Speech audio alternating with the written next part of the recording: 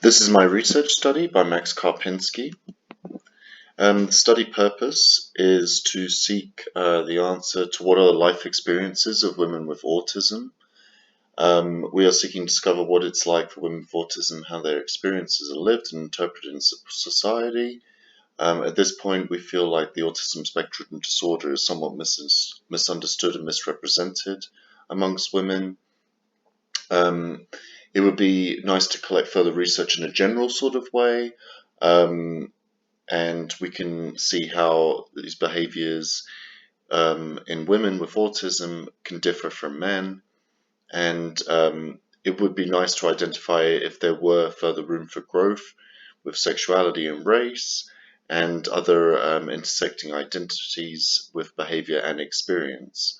It seems like quite preliminary that there is not much focus on this intersection, and social work would greatly benefit from understanding autism spectrum disorder and how it can differentiate between the sexes, because it can help us tailor and focus more research and more treatment, and it can improve the wellness of women with autism and make it more openly accepted with less shame and healthier experiences with all people. So the research questions are mostly qualitative, and they revolve around sort of getting a general idea of what the sort of experiences are like with autism. So we ask, like, how did you discover that you have ASD? What age did you discover? What did you learn from your diagnosis? How has it affected your life? What are the biggest challenges? What do you wish was more understood? What do you think can help women with autism? How does your experience differentiate from the general perception? How comfortable are you sharing with your autism diagnosis? And have you had any misdiagnosis? And generally, if there is anything else that people want to share, because I think with this study we're sort of focusing more on the personal experiences of people and how that might look. In our literature review, we found that autism has only really been studied in women, in particular in recent decades. We found that this was really going on over like the last 20 years. Was there really much documentation? In that review, we found that masking and camouflaging in women was unique compared to men. It was found that actually women tend to be better at masking and camouflaging, and that made it more likely to have late diagnosis. They found in young women and girls they had less social challenges. Women still did not adhere to group norms like men with autism, but they were more comfortable socially, and this sort of has developed into women being more easily able to mask and blend in with neurotypicals. We wanted to focus really on the personal aspects. So it's in-person confidential interviews, which are one-on-one. They're mostly qualitative to give experience and shared stories to the study. There is some quantitative aspects, which we can then maybe like group together with like either phrasing or describing of behaviors. If there were any sort of like patterns, then that would be made into more of a quantitative style.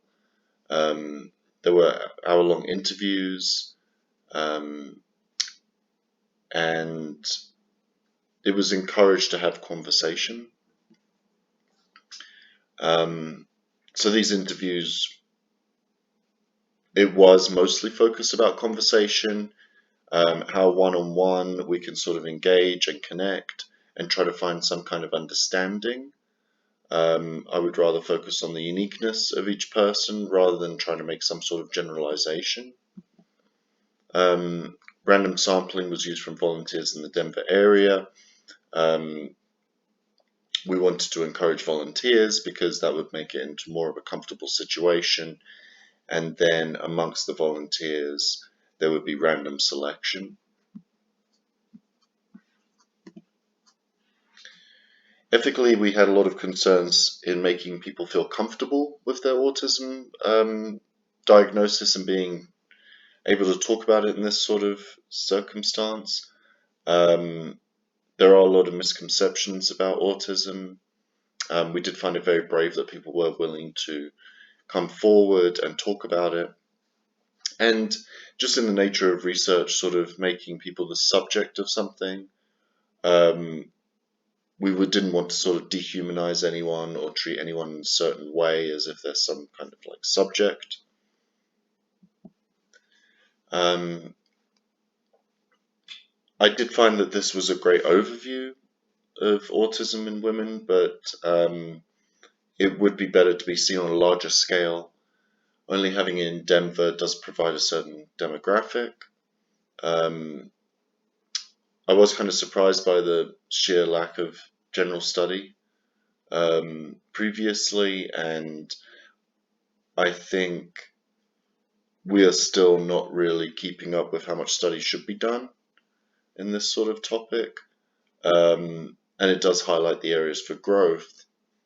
Um, and we didn't really focus on the intersection of identities because it was such a general study. I do think it is showing the sort of areas for growth and it does highlight the need for this sort of study.